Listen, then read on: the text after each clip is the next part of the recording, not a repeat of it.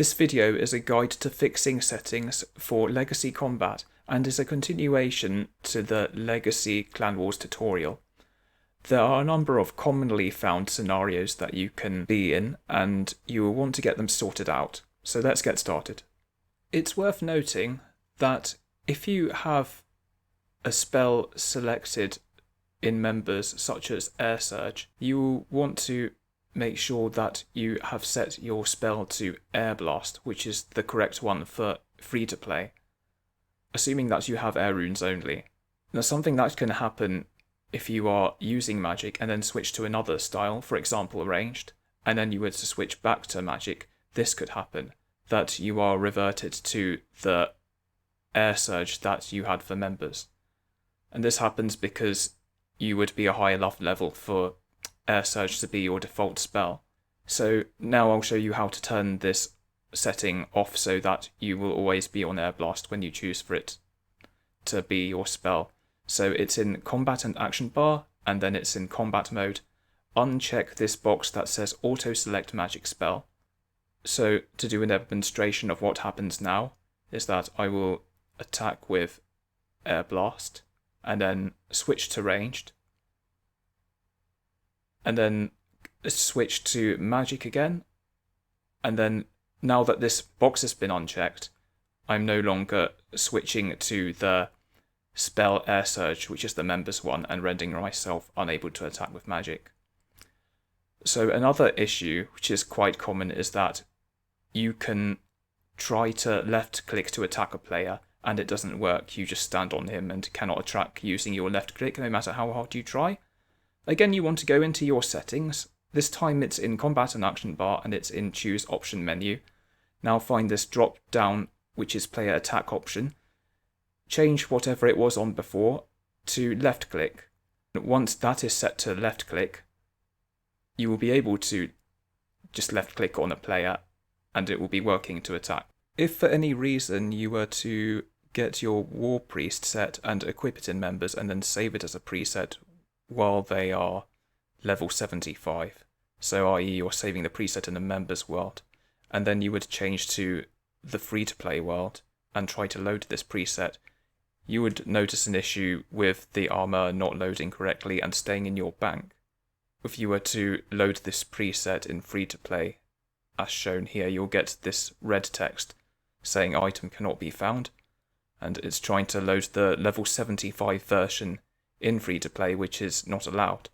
What you can see in the bank is that it has actually reverted to the free-to-play variants with the level 50 stats for the armor, but it will not load, and that's because the preset was saved in members.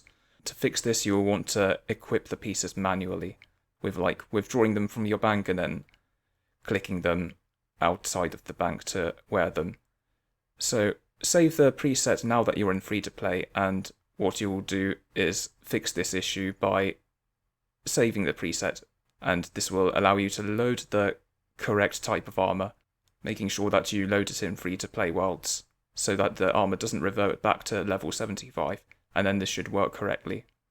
We're going to look at an item called the Hamper, and this is a reward from the completion of all the Lumbridge and Drainer tasks. So when you receive this item, you will be able to check what's inside. So for example, this one has 5 pizzas, 1 swordfish and 2 lobsters. Hampers have an empty option where it will put all the food inside the hamper into your inventory space if you have enough space in your inventory first.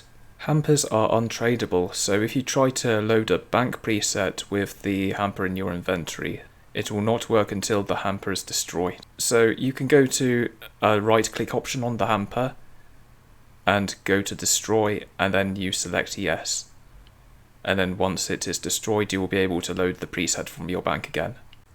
What we'll look at next is an option called Auto Retaliate, and this causes your character to attack a player back automatically without clicking on them first when Auto Retaliate is on. So you saw that I was attacking and I didn't need to click the other player to attack back. You can toggle Auto Retaliate in your combat settings, which is the first tab on the right sidebar there.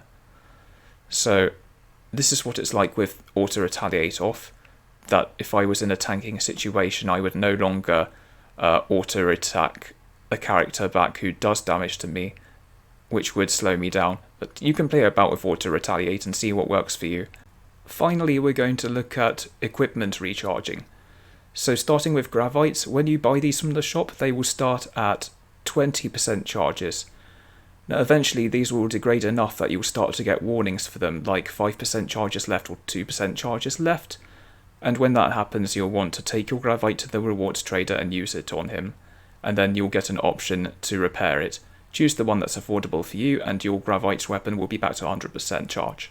Corrupt Dragon equipment is a type of equipment which degrades to dust after 30 minutes of wearing time.